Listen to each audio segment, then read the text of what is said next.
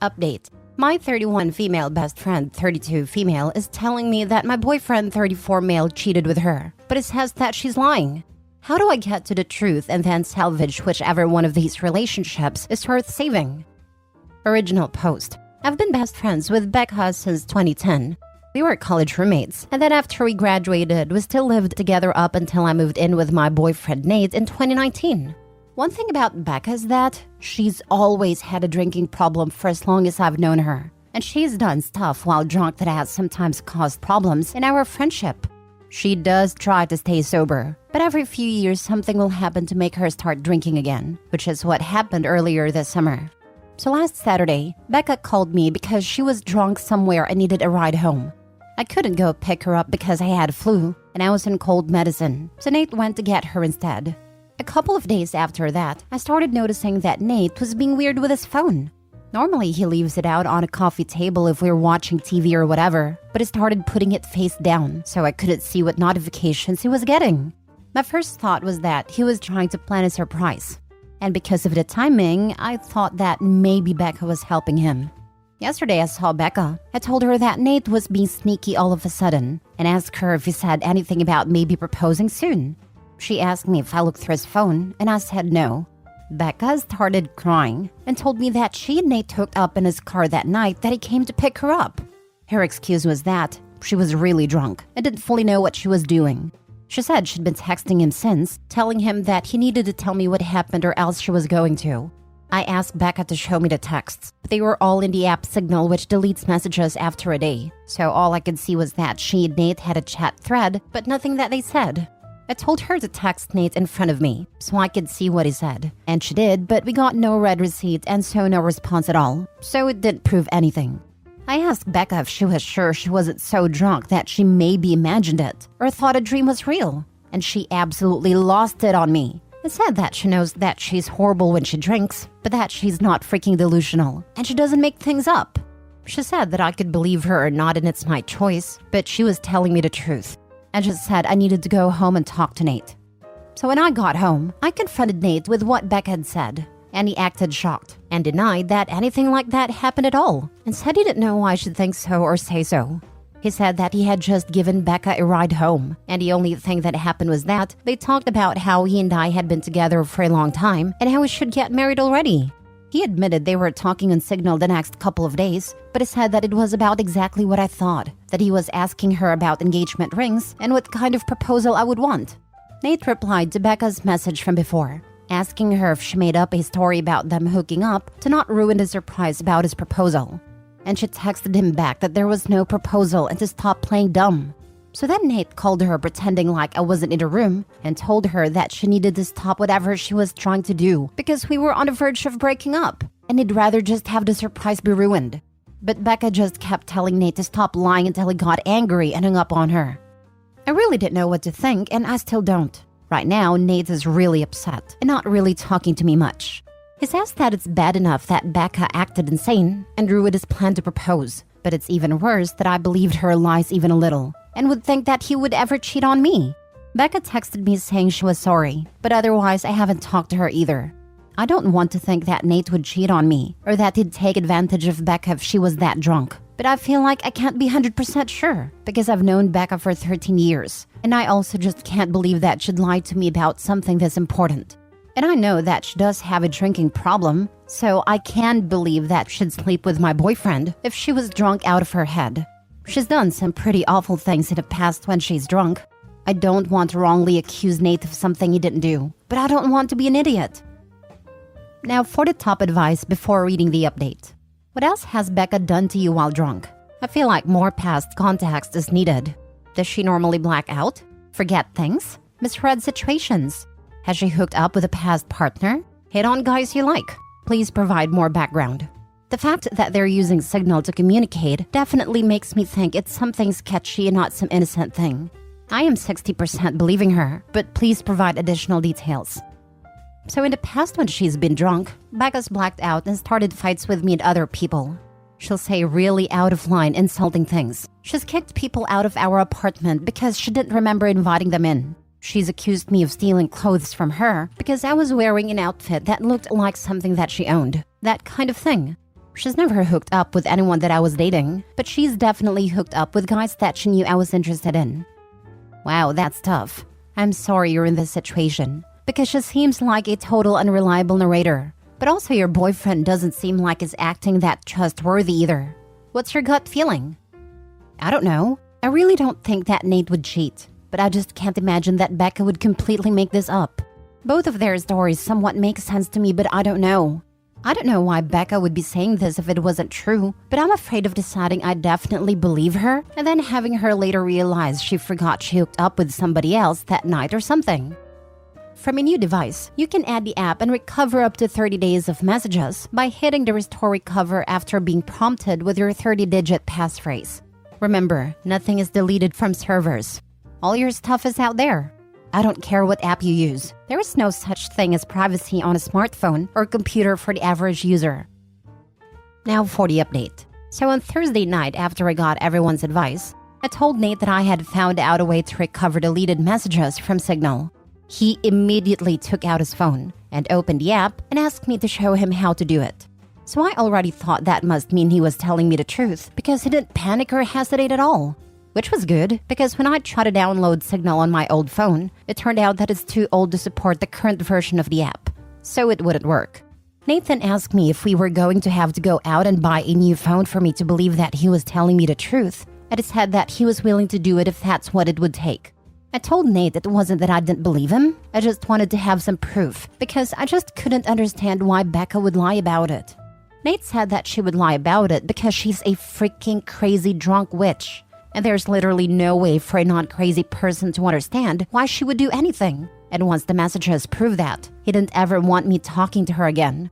Then his had to get up because if we were going to go to the Verizon store, we had to get there before it closed. By then, I completely believed Nate anyway. So I told him we didn't have to go anywhere or get a new phone, and that I believed him and I knew he didn't cheat on me, and that he would never do that. Nate said that he would hope I know that, and that he didn't understand why I didn't take his word for it in the first place. I started trying to explain why I didn't want to just immediately dismiss what Beck had said happened, but Nate said that he really couldn't listen to that right now. I said that was fair and agreed that I would cut Becca off. But at first, I wanted to try to get her to admit that nothing happened. Nate said fine, but to call her with my phone on speaker, because he thought he also deserved to hear her admit that she was lying. So I called Becca and I said the same thing to her that I said to Nate, that I figured out how to recover deleted messages on Signal. She asked me why I would need to do that, so that was when I knew for sure that she was definitely making it up, and not just confused somehow. I said it was because I wanted to have proof of what she and Nate talked about. Becca asked me if I saw their messages, so I lied and said yes. After that, Becca just went silent, until finally I asked her if she was going to say anything. Then she asked me if that meant that we were engaged now. So then I really just lost it on her and screamed at her, asking her if she was freaking serious. And what the heck was wrong with her? And how could that possibly be all that she had to say? Becca started screaming back, telling me to calm down and about how obviously I never believed her anyway, because it's not like we broke up over it. I was crying by that point, and because of that I couldn't really say anything else. So then Nate told Becca to get lost and to never ever contact either one of us ever again, and hung up on her. A minute later, Becca sent me a completely unhinged text that I'm quoting here verbatim apart from changed names. Courtney, you are supposed to be my friend for life. You are supposed to be there for me. You are supposed to be my person. But then you meet Nate and now you only care about Nate. Everything is about Nate. Tell me why Nate comes to pick me up when I call you. I called you, not your precious freaking Nate. I only want you to see how messed up this is. But do you? No, of course you don't. Of course you choose Nate over me like you always do, and like you always will. You pretend to care about me, but I can't see you don't care. It is pathetic, Courtney. You are a pathetic woman who would choose a man over a friend. Since you have to have your sweet, perfect little baby Nate do it for you, I will. Goodbye, Courtney. Is that what you want? Goodbye forever. I hope you got what you freaking want. There were the 3 dots after that showing she was still typing more, but I blocked her before she sent it. I don't care about anything else that she has to say. I'm sure it's all just going to be more BS about why this is my fault, or justifications about why what she did wasn't that bad and I should forgive her. I know Nate is probably right, and there's no non-crazy logic behind why Becca would stoop to doing something like this. But obviously, I've still been thinking about it, and my best guess is that whoever said that Becca still blames me and Nate, apparently mostly Nate, for her being a drunk mess who can't get her life together, is right. It seems like she somehow thought that if she said she hooked up with Nate, I'd break up with him, but still wants to be friends with her and then everything would magically be fixed. As far as stuff with Nate, I asked him if he thought he could ever forgive me for doubting him, and he said that since I came to my senses and I cut Becca off, he guesses we can try to put it behind us. I don't think he's still going to propose anytime soon. After this, I probably wouldn't if I was him. And from what Nate said, he didn't actually do any planning yet other than asking Becca about rings, and if I'd think a public proposal was tacky or not. All he was doing so far was trying to get ideas without me knowing he was talking to her about it. So just based on that, I think probably it's not going to happen for a while if it still does at all. Also, thanks to everyone for the advice and support. I know I didn't respond to many comments, but I really did appreciate everyone who cared enough to want to help. Wow, this is a perfect example of how drugs and alcohol affects behavior and logical thinking. BFF thought admitting to sleeping with your serious boyfriend would result in a positive or a win for her. Sorry this is going to delay your future with Nate, but hopefully with a bit of time behind you, everything will be back on course. Maybe invest in some security devices like cameras and rape alarm in case Becca approaches. I'm guessing you haven't seen the last of her. I'm sure she won't just go away. I'm already expecting her to try to get our other friends to get in the middle of everything as soon as she figures out she's actually blocked. And I'm not just ignoring her. I hope she won't try to do anything else, but I guess at this point I really can't know with her. I'm hoping things are okay with Nate. I think in a while they will be. I would get out ahead of that. Message your mutual friends and explain the basics of what happened. Tell them you're not asking them to take sides or cut her off, but you expect that she will try to get to you through them and you're asking them to respect your decision to end that friendship. I have something like that drafted. I just know that once I send it, everyone is going to want to talk to me about it. And I'm just not looking forward to it. I'll do it pretty soon though. It sounds like you are the most patient one of her friends regarding her drunken mishaps. I'm sure your other friends will be on your side once you explain her lies. Had you been pressuring Nate to propose at all? Not even. We've talked about it a little just because I'm getting into my 30s and whatever, but to be honest, getting married isn't even that big a deal to me. Or to Nate either, I don't think. I actually somewhat have the impression that Becca bringing it up made Nate think that I had said something to her. So that's why he decided to ask now. But obviously this doesn't seem like the best time for conversation about it. So that's just my feeling. Well, if it isn't something you've been pressing for or even want necessarily, just concentrate on getting your relationship back to where you want it.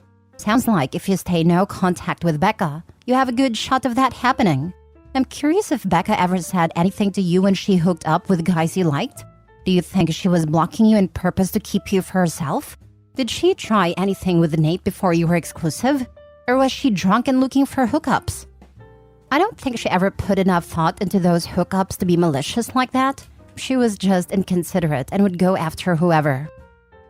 Last story. My girlfriend, 28 female, doesn't want me, 27 male, to keep our current dog because she's old and thinks she'll cost more money than we need to spend. How can I respectfully tell her I'm not getting rid of the dog? Me and my girlfriend have been dating for 6 years. I brought a dog into the relationship who was 5 years old at a time. The dog is currently 11. I had conversation with my girlfriend about this and the possibility of another dog. The first thing she said was, no, dogs in general are expensive. Which reminds me, you should get rid of the brat we have right now, because all dogs like her are so much more expensive.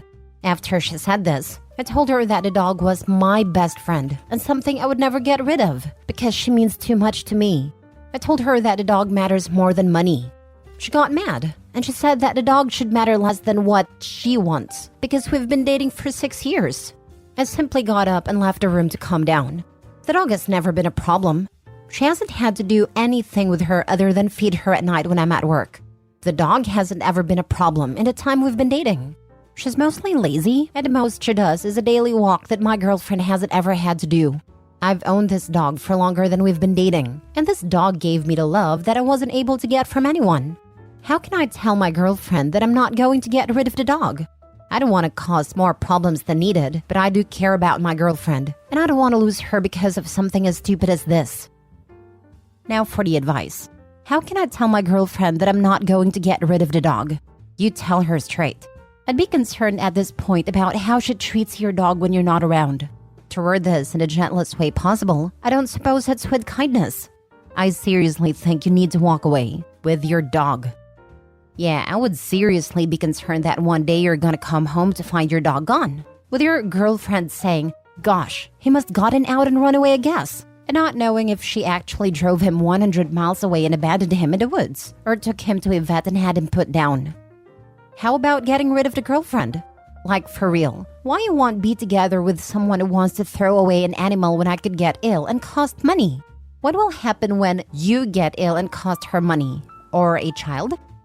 She's unemployed, so I would be caring for myself with my own money. And we've talked about the children thing before, but she believes children are more important than animals, says they're a lifelong responsibility. You should get rid of her, because unemployed girlfriends are more expensive. Edit. Thank you everyone for the advice. I didn't think there would be so many people helping with this. I have decided, when I have time, to get rid of the girlfriend. I can't be with someone who, like many of you have said, who will not care for me when I'm old and sick with her, or who will divorce and leave me when our children turn out to be too expensive. Me and Pupper will live our best life without that weight on our shoulders.